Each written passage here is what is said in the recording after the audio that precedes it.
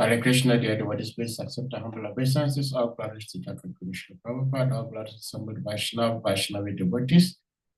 We thank you all for being here as always. Hare Krishna. Om Namo Bhagavate Vasudevaya.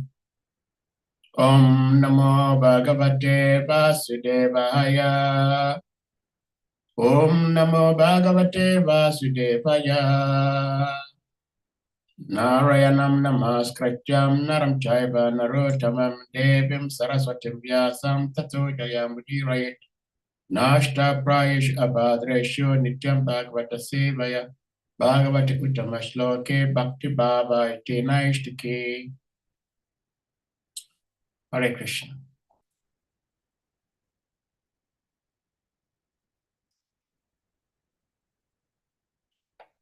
So we're going to be reading from Srimad Bhagavatam,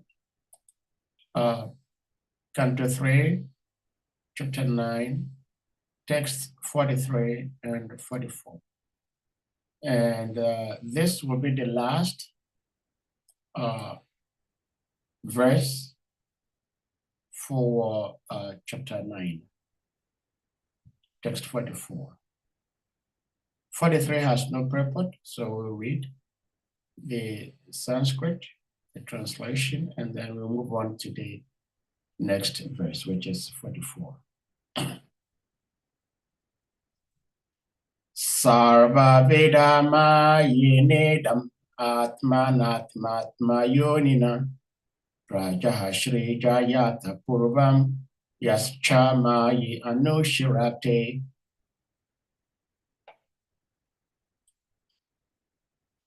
Translation. By following my instructions. By the way, this is Krishna speaking. So Krishna is speaking. By following my instructions, you can now generate the 11 entities as before by dint of your complete Vedic wisdom and the body you have directly received from me, the supreme cause of everything. So go to text 44. Maitreya Ovacha Tasma Evam Jagat Shrashtre Pradana Purusheshwaraha Vyajiram Swena Rupena Kanjana Bashtiro Dade. Maitreya Ovacha Tasma evam jagat shrashtre pradana purusheshwaraha vyajiram swena rupena kanjana bashtiro dade. Maitreya Ovacha Tasma evam jagat shrashtre pradana purusheshwaraha vyajiram swena rupena Kanjana Bashtiro Dade. Synonyms. Maitreya Ovacha. The sage Maitreya said, Tasmai, unto him. Evam, thus. Jagat Shrashtre, unto the creator of the universe.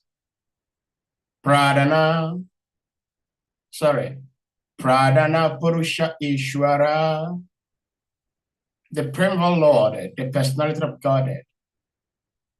Vyajaidam, after instructing this, Swena, in his person, Rupena, by the form, Kanjanabaha, the personality of Godhead, Narayan. Tiro Dade, disappeared. Translation and purport by Jagat Guru Parat Guru A.C. Bhaktivedanta Swami Srila Prabhupada Ki Jai. Srila Prabhupada Ki Jai. Translation. The sage Maitreya said, after instructing Brahma, the creator of the universe, to expand the prime Lord, the personality of Godhead, in his personal form as Narayan disappeared. Purport. Before his activity in creating the universe, Brahma saw the Lord. That is the explanation of the Chatusloki Bhagavatam. When the creation awaited Brahma's activity, Brahma saw the Lord. And therefore, the Lord existed in his personal form before the creation. His eternal form is not created by the attempt of Brahma, as imagined by less intelligent men. The personality of God had appeared as he is before Brahma, and he disappeared from him in the same form, which is not materially tinged. The sage Maitreya said, after instructing Brahma, the creator of the universe, to expand the primal Lord, the personality of Godhead, in his personal form as Narayan, disappeared. Om Jana Timrandasya, Jana Jana Shalakaya Chakshir Unmilitam Yena Tasma Shri Gurave Namaha. Shri Chaitanya Manavishtam Stapitam Yena Bhutale Soyam Rupa Kadama Yam Dadati Soya Padantika. Vancha Kalpataribhyas Chakra Pasandubhyeva Chakatitanam Pavanabhyo Vaishnavabhyo Namo Namaha. Nama Om Vishnu Padaya Krishna Prishtaya Bhutale Srimati Bhakti Tirtha Swami Nitinamine Namaste Krishna Padaya Prabhupada Shritatmane Shri Gaura Karuna Shakti Bhakti Tirtha Nama Om Vishnu Padaya Krishna Prishtaya Bhutale Srimati Bhakti Vedanta Swami Nitinamine Namaste Saraswati Devi Gauravani Pracharine Nirvishesha Shunyavadi Pashchari Shitani Namo Mahabadanyaya Krishna Prema Pradayate Krishna ya Krishna Chaitanya Namne Gora Tuishi Namaha Nama Pramanya Devego Brahmana Hitya Chacha Katitya Krishna Govinda Namo Namaha Jai Shri Krishna Chaitanya Prabhu Nityananda Shri Advaita Kadadhara Shri Vasadi Gora Bhaktivinoda Hare Krishna Krishna Krishna Hare Hare Hare Rama Rama Rama Hare Hare Hare Krishna Krishna Krishna Hare Hare Hare Rama Rama Rama Hare Hare Hare Krishna Krishna Krishna Hare Hare Hare Rama Rama Rama Hare Hare. Hare Krishna, devotees, thank you for being here. Like we indicated, these two verses brings us to the end of chapter 9 of Canto 3 of the Srimad Bhagavatam. So, Maitreya Rishi is speaking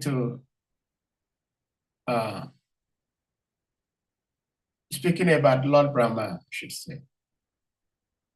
Speaking about Lord Brahma. This is Maitreya Rishi speaking to Vidura. We read previously at a time when the Lord Krishna had to disappear from the surface of this earth. Uddhava approached Lord Krishna, and Uddhava received the direct message from Lord Krishna about the Supreme Personality of Godhead, his pure devotees, his devotional service, and how devotional service has to be performed. He gives so much instructions. Any possible, conceivable, and even inconceivable knowledge that we may think of, dream of, were all imparted by the Supreme Lord to Uddhava. However, Maitreya Rishi was also there when Krishna was speaking to Uddhava.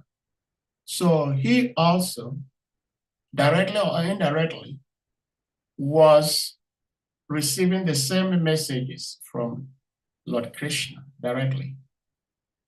So when Vidura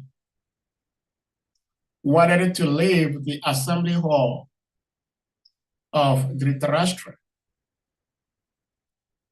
he was directed to go and see Uddhava.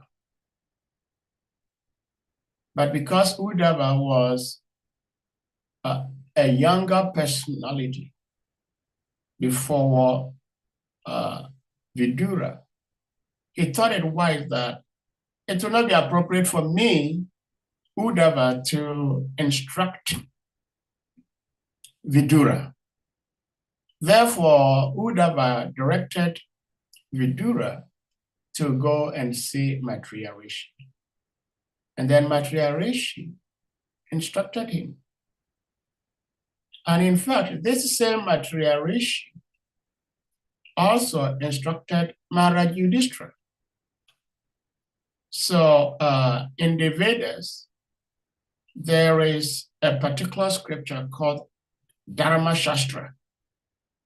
It's a scripture that deals with how to live in this material world and follow the social norms and etiquettes so that there will be peace in society. By following this Dharma Shastra, one will be able to please the society and also serve the Supreme Lord simultaneously. So Maharaj Yudhishthira received instructions on this particular Shastra from Maitreya Rishi. Maitreya Rishi. This same Maitreya Rishi was also present when Pitamaha Bhishma Dev was lying on his bed of arrows, preparing himself to leave this material planet, this earth planet. So this Maitreya Rishi is a very, very prominent ancient sage in the Vedic tradition. And because he heard directly from the Supreme Lord, his depth and clarity of knowledge is without doubt on point. So when Maitreya Rishi was speaking to Maharaj Vidura, and Sutta Goswami also passed on this same message on to the sages in the assembly of Naimisharanya. Sutta Goswami was repeating exactly what he had heard from his guru, Shukadev Goswami. And Shukadev Goswami was also repeating exactly what he had heard from his guru, father, Srila Vyasadeva. So Srila Prabhupada oftentimes speaks and comments that whatever he is saying is nothing coming from him. It is something that has been passed on from the parampara, from the disciplic succession.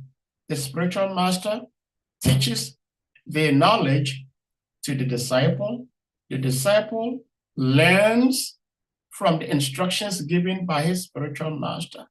And when he practices the instructions, then he also becomes a guru. And then he also takes upon himself disciples and then passes on the same message, the same teachings, the same instructions to his disciples. And the disciples also practice and they also become guru. And that is why it makes no sense when some people say that Srila Prabhupada is the only Acharya, nobody else. That is not how the Vedic system works. The Vedic system works in this way: guru, disciple, the disciple become guru, he makes disciples, and then his disciples become guru, like that, till time indefinite. So what is the relevance of following instructions? I am sitting here, I can say that this, what I'm wearing on my face here, is a spectacle, it's eyeglasses. How do I know this is called eyeglasses? Because someone born before me and knew about this and knew the name of it, told me that this is called eyeglasses. And I also follow it. So generally, when we talk of instructions, it is something that is being demanded by a superior authority. And therefore, if you attended the military, your superiors are going to instruct you as to what to do, what not to do, what you can do, what you cannot do. And it is expected of you as a new recruit to follow those instructions. If you do not follow those instructions, there will be consequences.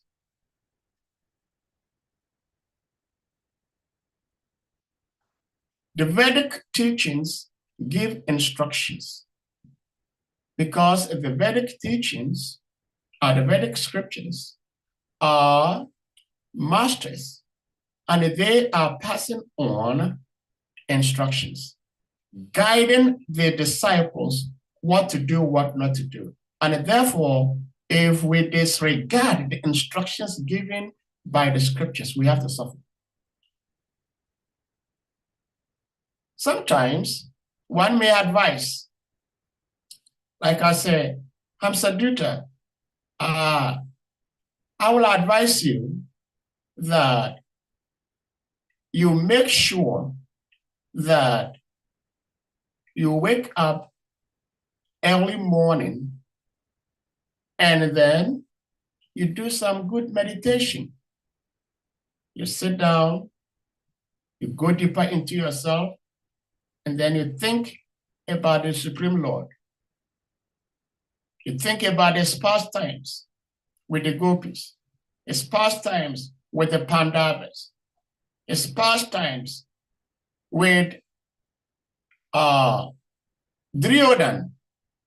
his pastimes with so many different eternal associates, his pastimes with Puranjana, his pastimes with all the demons, like the Keshi demon. And then after that, you do your japa. This is an advice. An advice comes in a way of friendliness. Because I consider someone as a friend, I'm giving him a suggestion, an opinion, because it worked for me, which is quite different from instructions. So with the advice, you may do, you may not do. And there may not be consequences. But when there is an instruction and one does not follow the instructions, because it is authoritative, there is bound to be consequences. And therefore, Srila Prabhupada gives an example. When we take appropriate instructions from the appropriate source and practice that instructions, we benefit from it. If we take instructions from the wrong source, then there wouldn't be any positive results from that. And so Srila Prabhupada gives the example that before the world had Bhagavad Gita as it is, there had been so many different versions or editions editions of the Bhagavad Gita. But because they were all propounding wrong instructions given by the Supreme Lord, there was no much effect, if any at all. But when people started reading Bhagavad Gita as it is, because it contains the direct instructions of the Supreme Lord, and when people apply these instructions, there is positive results because it's scientific and it's coming from an authority. This Maitreya Rishi, as we're speaking about, as a matter of friendliness, gave an advice to Duryodhana. But Duryodhana did not take the advice because Duryodhana did not consider Maitreya Rishi as his superior. So what did Maitreya Rishi told Duryodhana? Maitreya Rishi told Duryodhana, my dear Duryodhana, the Pandavas are your cousins. They are your blood relatives. Treat them nicely. Do not treat them the way you're treating them as if they are nothing. Duryodhana did not say a word, but he was so angry at hearing Maitreya Rishi advise him to treat his own blood cousins nicely. And therefore, as he was sitting hearing Maitreya Rishi tell him to treat the Pandavas nicely, he started tapping on his thigh.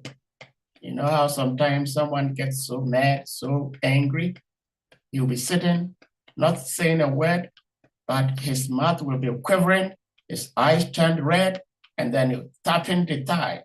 So as he was tapping the thigh, Maitreya Rishi understood that to be very insulting. So Maitreya Rishi cursed him. It says, this thigh of yours that you're tapping on will be broken one day by Bhimasena. And that is part of the reason why Bhima had to break the thigh of Duryodhana. So that is the danger of not following divine instructions. That is the problem. So if someone is intelligent enough, if you are driving and you do not know your direction, you ask someone who knows the direction and follow the instructions. Now, if you become, excuse me my language, if you become so naive to the point that you just ask anybody you see on the street to give you directions, you may come across someone who does not know the direction, will give you direction, you will take that particular route, and you end up extending your destination because you miss your road. But if you ask someone who knows the direction and he gives you the direction exactly and you follow it, it will help you lead to your destination sooner than you can ever imagine. So it is always very, very important to learn from others. And more importantly, to learn from those who know. And that is why Krishna directs the devotees or people in general to approach a bona fide spiritual master. Why? Because this bona fide spiritual master, he has seen the truth. He knows the truth. So he can impart the same knowledge, the same truth to that particular individual who is seeking the truth. And by following such instructions and rendering service to such a person, one can become self-realized because you see the truth.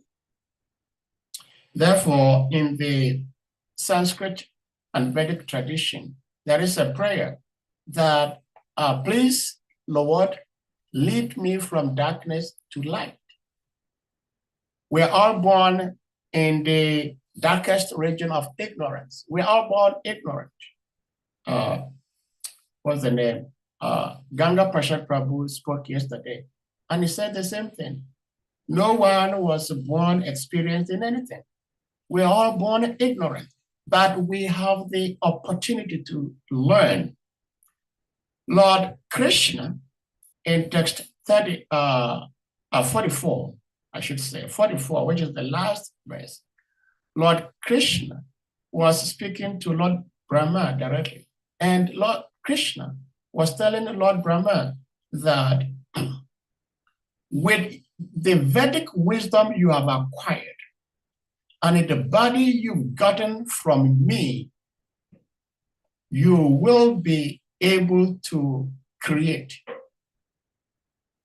by my mercy. In other words, the body somebody has can help such an individual to undertake a particular task or not. And therefore, Krishna himself assumes different bodies to undertake a particular task. When the earth was submerged in the ocean of pralaya, in the ocean of destruction, which is the Garbha, the Supreme Lord assumed an appropriate form. He assumed the form of a tortoise to bring back the Earth planet from this ocean of Garbha. When the Vedic scriptures were also hidden, the Supreme Lord assumed an appropriate form, the boa incarnation. So Lord Krishna is speaking to Lord Brahma and says, I've given you this form, this particular form born out of the lotus navel of myself is suitable, plus the Vedic wisdom you've gotten to start creating as I want you to create. This is not the first time creation is taking place, so you will be reminded as to how creation was before, so that you'll be able to repeat the same thing. So we know there are 8,400,000 species of creation, creatures. And out of the 8,400,000, 400,000 is considered to be human species.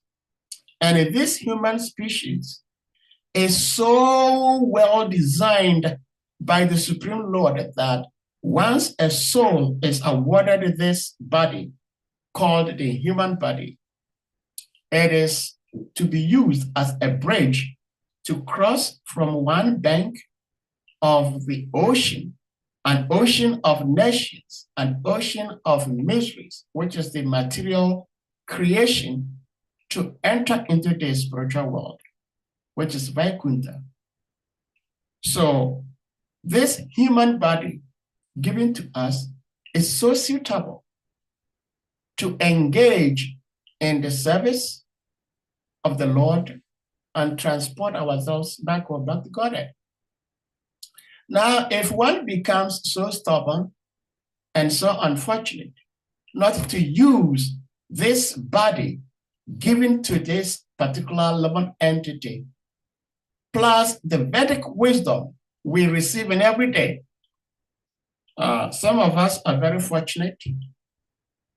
We are able to gather together every day, Monday through Friday, 5 days in a week, to have an association with the Supreme Lord in the form of Srimad Bhagavatam. We all know that there are two Bhagavats. We have the Bhagavat person, and then we have the Bhagavat scripture.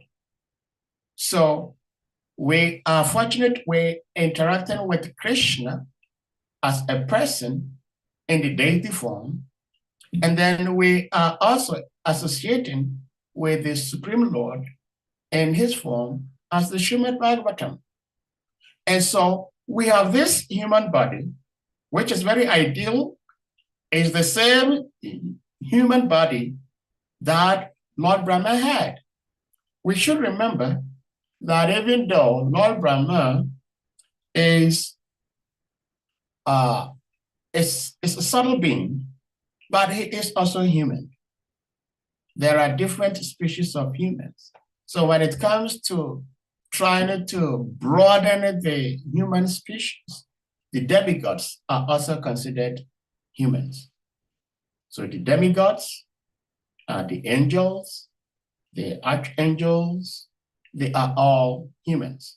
So when we have this body, it is so well designed to practice devotional service and attain Krishna. Animals do not have access to the Vedas. Fish, aquatics, have no access to the Vedas. Plants have no access to the Vedas. Insects have no access to the Vedas, but humans have access to the Vedas. And therefore, if one has a human form and does not utilize this human form to serve and try to understand the Vedic teachings, he is no less, no more than the other species. Maybe an insect, maybe an aquatic, maybe tree, vegetation, maybe stone. Therefore, the scriptures say that most of us are just polished animals because all our endeavors is to look for how we're going to eat, how we're going to sleep, how we're going to defend, and how we're going to mate comfortably. The animals are also doing the same thing. So what is the difference? The difference between us as humans and the lower species of beings is that we have a higher, finer consciousness to understand that there is a supreme being. In the Bhagavad Gita, as it is, let me see, I think I have it here. Bhagavad Gita, chapter 15, it talks about the yoga. We all know yoga. Yoga means to connect. Yoga of the Supreme Person. So this chapter deals with how loving entities can connect with the Supreme Lord. So if we go to text 16 to the end of the chapter, text 16 says that, this is Krishna speaking to Arjuna. There are two classes of beings, the fallible and the infallible. In the material world, every living entity is fallible. And in the spiritual world, every living entity is called infallible. So Krishna is speaking to Arjuna, and he's educating him that there are two classes of beings. Those that are in this material world are called fallible. And why are they called fallible? They are fallible because they keep changing. Srila Prabhupada has helped us scientifically to understand the different stages that the living entity go through from fetus to a baby, to an infant, to adolescent, to a boy, to an adult, to a man, to an older person, and eventually to die. So these 6 different transformations are there. That is what makes us fallible in this material world. And then there are those in the spiritual world that are called infallible. They are infallible because they do not go through these 6 transformations. They do not change. So if we move on to what Krishna is saying, and then 17, Krishna states that besides these two, so besides those who are in this material world and going through the transformations, and those who are in the spiritual world not going through transformations, their body is eternal and it's full of knowledge. And it is so sweet that the other parts of the body can even perform the other parts of the other body. So Krishna is saying that besides these two, there is the greatest living personality, the Supreme Soul, the imperishable Lord himself, who has entered the 3 worlds and is maintaining them. So here Krishna is also helping us, just like Srila Prabhupada was explaining in the purport, that before the creation began, Lord Brahma saw the Supreme Lord in his form as Narayan. So that means that Narayan, the Supreme Lord, existed before the creation. The 3 worlds are material creation. But the Lord is explaining that there is another living being who is superior to both the fallible and the infallible. And that imperishable Lord is he himself. And again, he's trying to help Arjuna to understand. He says, because I am transcendental, beyond both the fallible and the infallible, and because I am the greatest, I am celebrated both in the world and in the Vedas as the Supreme Person. So if the Supreme Person, who knows everything, who was in existence before creation, because he knows everything, if he gives instructions, why wouldn't anyone take such instructions? Except someone is a fool. If someone is a fool, then he will not take instructions from the person who knows the fact of the matter. And again, Krishna states in the text 19, whoever knows me, Krishna, as the Supreme Personality of Godhead, without doubting, is the knower of everything. If we know Krishna as the Supreme Personality of Godhead without any doubt, that means that we know everything. Why do we know everything? Because we know the source, the origin of everything. That is Krishna. And once we know that, if we truly know it, that Krishna is the Supreme Person of Godhead, then we will engage ourselves in full devotional service unto Krishna. So Krishna says that those who know Krishna as the Supreme Person of Godhead without doubting, they engage themselves in full devotional service unto the Supreme Lord, Krishna. And he was addressing Arjuna. So he says, O son of Bharat. Again, text 20, which is the last verse, Krishna says, this is the most confidential part of the Vedic scriptures.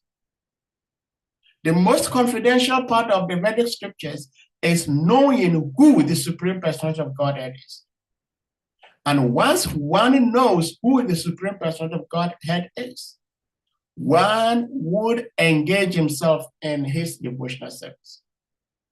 And therefore, Krishna says to Arjuna, this is the most confidential part of the Vedic scriptures, O sinless one, and it is disclosed now by me.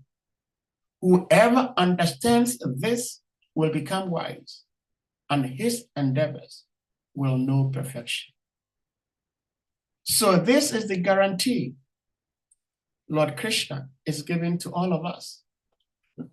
So there is every reason for us as living entities, and more especially for us as devotees, to take instructions and to try to practice the instructions. Because if we do not practice the instructions, we're going to be punished. Just as a newly recruited soldier, when he fails or refuses to follow instructions, he gets punished. And that is why if we do not follow the instructions purported by the scriptures, we're going to suffer. We're going to suffer. Krishna is so merciful to us that he is imparted anything and everything there is to be known in order for a loving entity to go back home, back to Godhead. And it is up to us to make a good use of these instructions. Srila Prabhupada has stated several times that whatever we need to know to go back home, back to Godhead are all found in his books. If we read the Bhaktivedanta purports, Srila Prabhupada has given us everything we need to know in order to be able to go back home, back to Godhead. In Chaitanya Charitamrita, Adi Lila chapter 7, it's a very detailed chapter. It is described there that the loving entity, when he follows instructions given by the Supreme Lord or his pure devotees, they will attain Krishna. So just like if I want to engage in some sort of business, I'll consult. These days, guru is being used so cheaply, but there is guru for almost everything. There is business guru for every sort of business you want to engage in. If someone wants to engage in clothing business, you go to someone who is had so much experience and quote unquote perfection in the clothing business. You go see this individual, and then he will be able to give you instructions. If you do not want to take those as instructions, they may come to you as advice. If you follow the advice, because he is successful in doing it, you may also be successful because he is doing it and is making good profit out of it. So we have Srila Bhaktisiddhanta Prabhupada, we have our own A.C. Bhaktivedanta Prabhupada, we have our present day gurus. They are all following the instructions given by the previous acharyas. Rupa Goswami, Sanatana Goswami, they left us so much instructions. We have Nectar of Instructions, which is a book. 18 verses, just 18. But they are instructions that if one follows these instructions, we will attain perfection. The first instruction is that one has to control his tongue, because the tongue also controls the stomach, and the stomach also controls the genital. They are on a perpendicular line, straight line. So what we put on our tongue will lead into our stomach. And what gets into our stomach will control our genital. And therefore, if someone is able to control the tongue, you know what to say, you know how to say it, you know what can be taken into the mouth for the tongue to pass it on into the stomach. Then you will be able to control your genitals.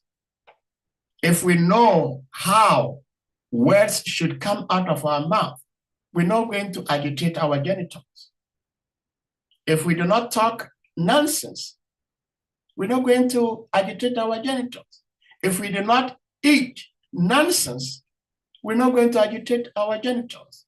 And therefore, if one is able to control the urges of the tongue, the belly, and the genital, such an individual, according to Rupa Goswami, is qualified to become an acharya, to become a spiritual master. Because until one is able to control the senses, you cannot impart instructions to anybody. Says charity begins at home. One, in the first place, should be able to discipline himself. And that discipline begins with controlling what to say, how to say it, what to put in our mouth, and get into our stomach, and control our genitals. If someone is licentious, frivolous, chasing sex left, right, how can you become an acharya? You are unable to control your senses. Therefore, you cannot. So these instructions in the form of Sri Ishopan, a nectar of instructions, Upadishamrita, if one follows them, then there will be progress.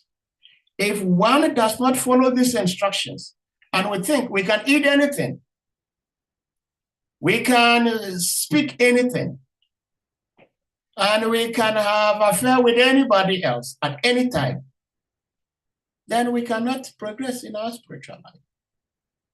This is not practiced just in Hare Krishna movement. It is practiced in all spiritual disciplines. Every discipline that is serious in trying to attain a higher dimension of consciousness follows these principles.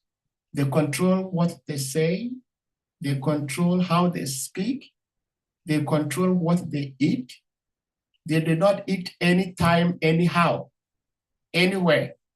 You see in today's world, so many people, they eat anything and everything.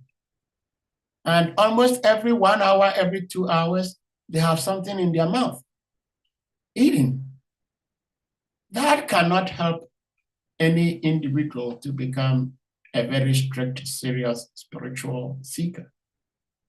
Those who are serious, they regulate their lives. So they regulate their senses. In fact, His Holiness Bhaktisiddhanta Swami Maharaj has written and addressed so much about how one has to discipline the mind and the senses. If Gaul Prabhu tells me something, advises me to do something, because he's a person, he's an individual, and I'm a person, I'm an individual. When God Prabhu tells me to do something, I listen to him. And if it makes sense to me, then I do it. If it does not make sense to me, then I will question him for clarification. If he clarifies and it makes sense to me, I do it. If he clarifies and it still doesn't make sense to me, I don't do it. So in the same way, His Holiness Bhaktisiddhanta Swami Maharaj explains that we should see the mind as a person also. So when our mind tells us to do something, we have to sit back and then question our mind, use the intelligence to question the mind.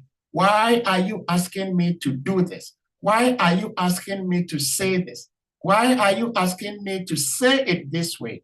Why are you asking me to do it that way? And if the mind has no better reason for us to do what he is asking us to do, then we pause. We use the intelligence. So we have to use the intelligence to discipline the mind. And until we use the intelligence to discipline the mind, and we should remember that the intelligence is the driver of this body.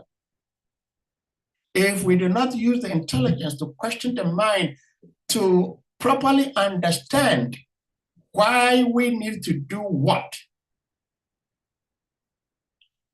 why we need to say what, then we'll be failures in our pursuit to spiritual life. Therefore, just as Lord Krishna is advising and instructing Lord Brahma that by the Vedic wisdom you have acquired, and this body you have acquired from me, by my mercy, by my grace, if you follow these instructions, you will be able to create. You'll be successful. So in order for us to be successful, in the first place, the ideal, the suitable body is already given to us, which is this human body. And then the Vedic wisdom is there.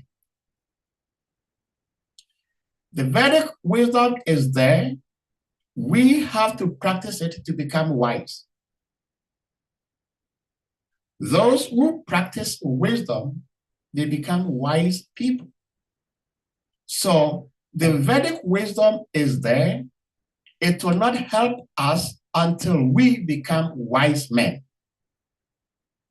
And becoming wise men means that we practice, we follow the instructions given by the Vedic teachings. And so this is a reminder, and it's a very, very relevant reminder to help us conclude on this particular chapter, where Lord Brahma was praying to the Supreme Lord for the energy to engage in his creation activity given to him or assigned to him by the Supreme Lord. So we are all disciples, somehow or other, by the mercy and the grace of the Lord, the demigods, the Vaishnavas. We are all disciples, and we are all studying the Vedic wisdom. We have the body, we're given some instructions, and these instructions are coming from the power source. It is not coming from envious impersonalists.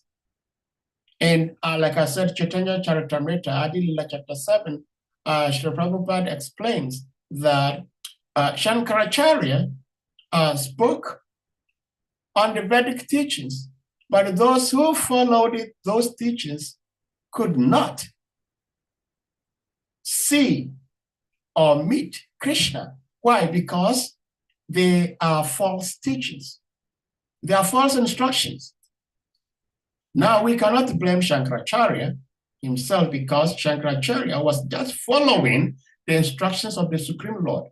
Because Lord Shiva explained to his eternal consort, Mother Parvati, that the Supreme Lord in the Padma Purana, Lord Shiva was speaking to his eternal consort, Parvati, that the Supreme Lord in the age of Kali has specifically instructed Shankaracharya, a special eternal liberated soul, to come into this material earth planet and falsely impart wrong teachings of the Vedas. Why would the Supreme Lord personally ask people, ask his own eternal associate to come and impart false teachings of his true teachings? He did that to satisfy those who want to derail from the truth. And that is why Krishna states in the Bhagavad Gita, those who want to forget about him, he will help them forget about him. Those who want to know about him, he will give them the sufficient knowledge to know about him. Those who want to think about him, he will help them think about him. So whatever we desire, Krishna will fulfill. So there are those who wanted to forget about Krishna, and Krishna sent Shankaracharya to come and enhance that purpose. But if you follow such teachings, you're not going to attain Krishna. But if we follow the same teachings of the Vedas, as purported by Rupa Goswami, Sanatana Goswami, the 6 Goswamis of Vrindavan, Bhakti Vinod, Bhakti Siddhanta, Srila Prabhupada, we see in our today's world, we have people who, after following these teachings, have realized, tasted Krishna. So, following instructions is important, but even more important than that is following instructions from the right source, from the right person. Unfortunately, we are having this opportunity of getting the instructions from the right source, and we have the appropriate body. So it's a reminder that we make good use of this body, not waste this body, and make good use of the wisdom we are learning from the Vedic teachings. And if we do that, by the mercy of the Supreme Lord, as he assured Lord Brahma success in creating, we will also be successful in trying to approach the Supreme Lord in this particular lifetime. With that, I bring this to a close, and if devotees have questions, comments, reflections, you may want to ask or share, please. You may raise your hand and unmute yourself and go ahead to ask your question or share your reflections. Hare Krishna.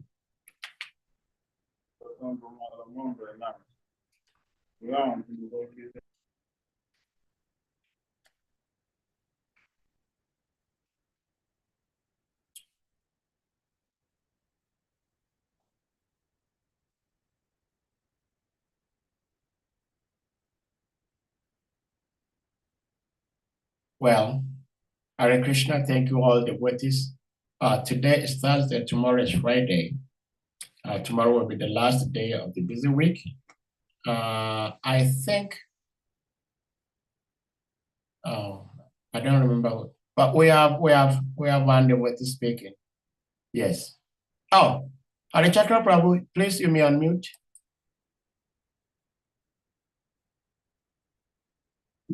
Yeah, Hare Krishna. Dandavat Pranam, all glories to Guru, all glories to Prabhupada, and all glories to the assembled devotees. Hare Krishna. And all glories to you. Thank you. Thank you for your class. In your deliberation, you keep mentioning that when we receive the right information from the right source, then we can benefit from it. So, but if we receive it from the wrong source, then we may not benefit. So my question is, someone who might not even believe in the Hare Krishnas, and he's your friend, and he meets you and he says, "Oh, don't mind these Hare Krishnas." They're saying that if you chant Hare Krishna, Krishna Krishna, Hare Hare, Hare Rama, Rama Rama, Hare Hare, you go back to God. They are crazy. Don't mind them. I don't trust them. So does that mean it's not the right source? Because it's not the right source of giving the information. If I follow it, I will not get benefit from that.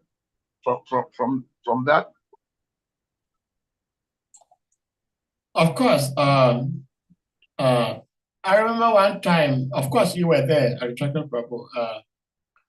Gurudev was giving an interfaith, we're doing an interfaith program. I think that was, I think it was Accra Polytechnic. And one person from the audience asked Gurudev, says, "Dear sir, I heard from one of your students that your prayer, the prayer you recite, the Hare Krishna prayer, when you recite it, even the plants benefit from it. And I'm wondering how this could be possible. Is it true? I just want to find out from the master himself." And Gurudev answered, he said, "Yes, it's true." So Hare Krishna Mahamantra is so powerful that knowingly or unknowingly, consciously or unconsciously, when one vibrates this name, there comes along with that name so much spiritual benefits. And so if someone is telling another person that don't follow this Hare Krishna people, they say you chant Hare Krishna, you're going to be helped this way, that way. It's not true. Don't follow them. And you also ignorantly follow such an advice from that individual. Yeah, of course, you're going to be the loser. Because if one studies for an exam and the exam gets postponed, you still benefit from it, as opposed to not studying for exam and the exam takes place. Then you will have it very difficult answering your questions because you did not prepare. So if even one is not chanting the Hare Krishna Mahamantra to be saved, but you chant it, you're not going to lose anything. But because you chanted it, if you were to face any sort of calamity, you're going to be saved because you chanted it. And here, someone is telling you that don't do it, and you also ignorantly follow it. And therefore, it is said that the blind leads the blind, and they all enter into a ditch, and they perish. Because anyone who has chanted Hare Krishna Mahamantra will not discourage another person from chanting Hare Krishna Mahamantra. Because anyone who chants the Hare Krishna, we all know there are different stages of chanting the Mahamantra. But no matter what stage one may be in, once you chant Hare Krishna mantra, there comes with it so much wonderful, both spiritual and material credits. The Hare Krishna mantra is not meant for any material things. It's solely for spiritual, to attain Krishna. But because Krishna is so merciful, and we are in this material world, and we need this body to execute the devotional service. I mean, I first learned this from His Grace Hari Chakra Prabhu himself when he was preaching, that when someone goes to the bathroom, the restroom, to move his bowels, you went to the bathroom to move your bowels. But because you were there to move your bowels, you're going to void, you're going to urinate automatically. That comes as a bonus. So once we serve the Supreme Lord sincerely, whatever we need to take care of our material necessities will be provided by the Supreme Lord. I remember one time we had Harinamananda Prabhu speaking to us. No, he's a wonderful, sweet brahmachari. And he was saying, because he is trying to serve the Lord, singing and dancing on the street and repeating it to each and every one he comes across, that Krishna is the Supreme Personality of Godhead. Call on his names, dance to his names.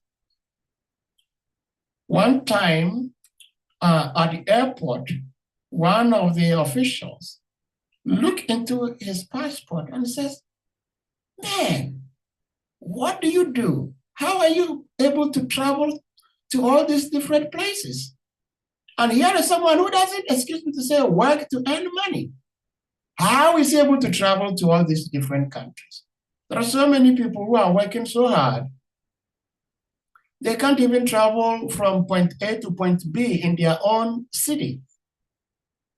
But because someone is serving the Lord, He is not serving the Lord simply because he wants to travel to different countries, different continents, different cities to see this or see that place as sightseeing. No. But because they are serving the Lord, these things come automatically. They come as bonus. So if I met someone who is saying, don't do this, and he is saying that in ignorance, but to him, he thinks he knows, and I also follow him, then I will be in a ditch together with the blind instructor. So yes, taking instructions from the appropriate source is very, very important. So Prabhupada gives so many analogies. Like if you have, may Krishna forbid, this is just example. If someone has a diseased condition that he needs to be operated on, you wouldn't just go to anybody holding on to medical instruments that, hey, I see you holding medical instrument, so just open my head and then operate on me. No, you go to someone who is taking instructions from a superior practitioner, an experiential practitioner, experienced practitioner. And you go to him, and then he will work on you because he's done it, and there's been positive results. So we're not just following Krishna, but we're following him because we've come across so many great stalwart spiritualists who all agree that Krishna is the supreme personality of Godhead. So, Hare Krishna. Thank you, Harichakra Prabhu, for your question. If you have further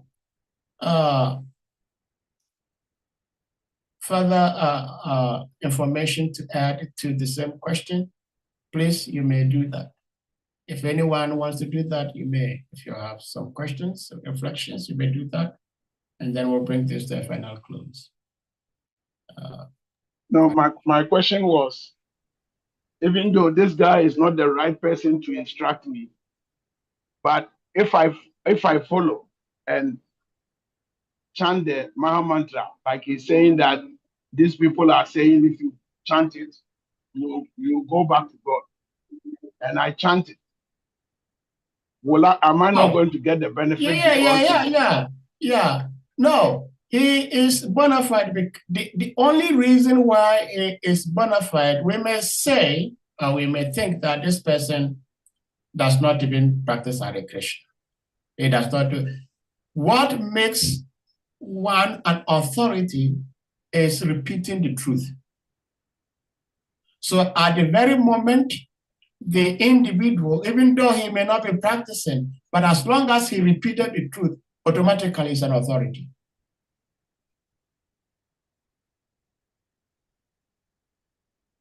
I don't know if that helps. As soon as one, because what makes one authority is repeating the authoritative instructions from the scriptures. So I myself may be a meat eater. I may eat meat.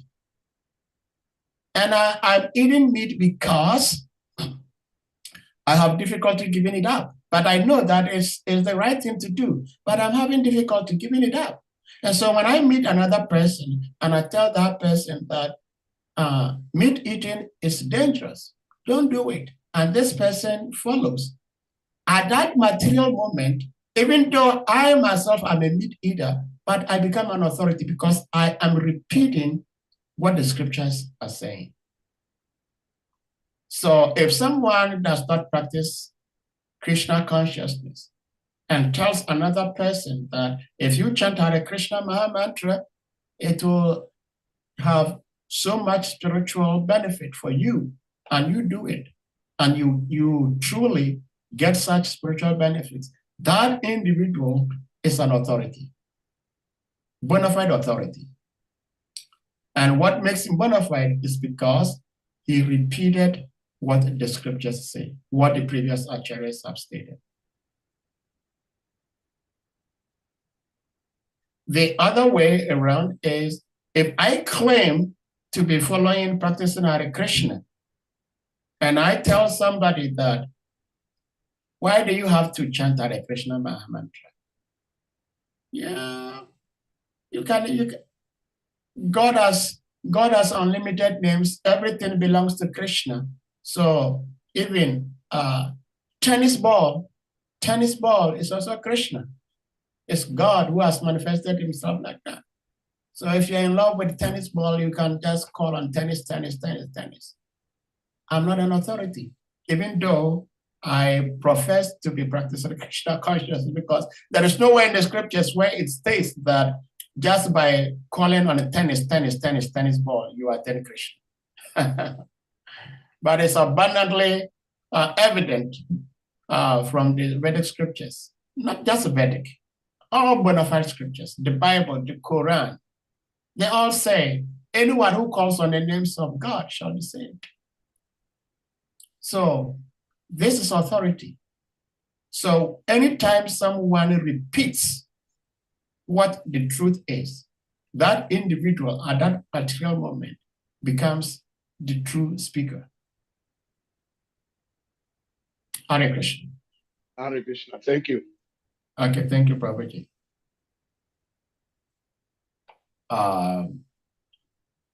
Well, we thank all the devotees. Oh, yeah. Hamsadita Prabhu, please give me unmute. Hare Krishna. Hare Krishna, Your Grace. Please kindly accept my obeisances. All glory to Guru Dev, all praise to the Prabhupada, and all glories to you. And all glories to the wonderful assembled devotees. You use me as an example, but I think it's a very great advice that I have to take it as part of my life. So thank you so much, and thank you for the wonderful class. Your Grace, the question I want to ask is that you said that if somebody chant the holy name and knowingly or unknowingly, he will still get benefit. So my question is that, for instance, if somebody will be saying that, oh, these people, what they do is chant Hare Krishna, Krishna Krishna, Hare Hare, Hare Rama, Rama Rama, Hare Hare, and always making noise. So this person is saying that unknowingly but still chanting. Can this person get benefit of that? This is my question, Your Grace. Sure, yes. That is the amazing mercy of the Supreme Lord. Oh, wow. Yes. Like sometimes devotees go on the street doing Harinam, and some people make fun of the devotees. Say, look at these Hare Krishna people. They don't know what. Yes. So yeah. The whole thing is trying to encourage people to say Hare Krishna, whether favorable or unfavorable. Even when they say, these Hare Krishna people, they are so crazy. They are all mad. Look at them. Look at them. Look at how much they're suffering. I can't believe these Hare Krishna people. Let them continue saying Krishna, Hare Krishna, Krishna. They're calling on the name of Krishna. We understand from Ajamel's pastime. Ajamel was calling on his son. He was not even calling on the Supreme Lord. He named his son Narayan because at the time he was a devotee. And he had some love for Krishna. So he was calling on his son. He was not calling on Krishna. But because he called on a Narayan, and that is the name of the Supreme Lord appeared to save him. He was not addressing Krishna. He was addressing his son. But Krishna said, you called me, so I have to save you. So even the secret, that is why the scriptures say that the entire teachings of the Vedic teachings, the bottom line is that never forget Krishna, always remember Krishna. Even if we are in the sad mood, we have to remember Krishna. we have to call on Krishna. If we are happy, we have to call on Krishna. That's why sometimes it's not very nice, it's not very neat, it's not very appropriate, but I think it's quite befitting that I say what I'm saying is that we should try to see Krishna as alcohol to those who are not spiritually inclined. Those who are not spiritually inclined, when they are happy, they drink alcohol. Yes. When they are sad, they drink alcohol. So, as devotees, when we are happy, we call on Krishna. When we are sad, we call on Krishna. When we have money, we call on Krishna. When we don't have money, we call on Krishna. And that is one very good practice that, especially in the Islamic tradition, they do. In almost every situation, they call on the names of God. Sometimes certain activities may not be appropriate, but they still call on the name of God. Yes, that is very true. In one sense, one should not use the name of God for committing nasty things. But in another sense, as soon as one calls on the name of God, because God is not different from his name, you are directly in touch with Krishna, with God. So, especially, like I remember sometimes when I'm preaching to some people, I tell people that some people call us Hindus, but we are not Hindus. We are the Hare Krishnas. And then the person says, oh, really? You are not Hindus? I say, yeah, we are not Hindus. And then I'll ask you back. I told you we are not Hindus. Who are we? And you say, how do you what? I say, Krishna. Can you repeat that? Krishna. And then they repeat. So in this way, they have gotten in contact with Krishna because the name, the form, the word, the paraphernalia we use in worshiping Krishna, none is different from Krishna. There is something in Sanskrit language we call tadiya. Tadiya. That is like you saw in the Institute House, there was sandals of His Holiness Bhaktivedanta Swami Maharaj in his house. Yes. It's called tadiya. It is something that has been touched, has been used by a great person. Mm. And once you touch that particular object, that sage or that saint, that great individual touched, you have touched that particular individual. There is a biblical example where Elijah, before he ascended to the heavens, he left his cloak to Elisha. And when Elisha grabbed it, the spirit of Elijah entered into Elisha, and he worked just as Elisha. In the ancient Old Testament also, Moses went to the one mountaintop to commune with the Lord. And it is said that the Lord took part of the energy he had invested in Moses and shared it with the 72 elders that were with Moses. And they all were able to see God, just as Moses saw God.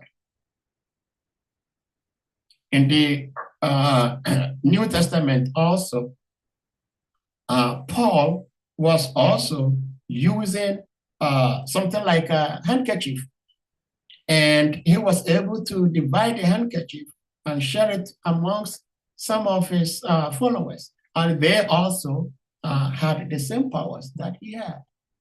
So the name of the Lord, the form of the Lord, the paraphernalia used in worshiping the Lord, None is different from the Lord. And that is why before we pick the characters to play the characters, before we pick the mredanga to play the mredanga, we offer respect, we offer praise, because they are not different from the Supreme Lord. So we should try to find ways to get people to say the words Hare Krishna, because they will benefit from it. Yes, thank you. Thank you so much, Chris. Thank you for the wonderful answer. Hare Krishna. Hare Krishna. Thank you so much. Hare Krishna. So, Hare Krishna. thank you all devotees. And with that, I think we'll bring this class to a close. So, as per our ritual demands, we're going to humbly request you all to kindly unmute your thoughts, and we all chant Hare Krishna Maha Mantra to express our appreciation to the Parampara and their lordships for giving us the opportunity to get in touch with the Supreme Lord in the form of the Srimad Bhagavatam and his devotees. Jai. Hare Krishna, Hare Krishna, Hare Krishna, Krishna, Krishna, Hare Krishna, Krishna, Hare Rama, Hare Rama, Hare Rama Rama, Hare Hare. Rama, Hare Pancha kalpa taribhyascha, Panchakapatarabhyascha, Jana Pavanebhyo Vaishnava, Antakoti Vaishnava Pinda Ki Jai. All participated Guru Param Krishna.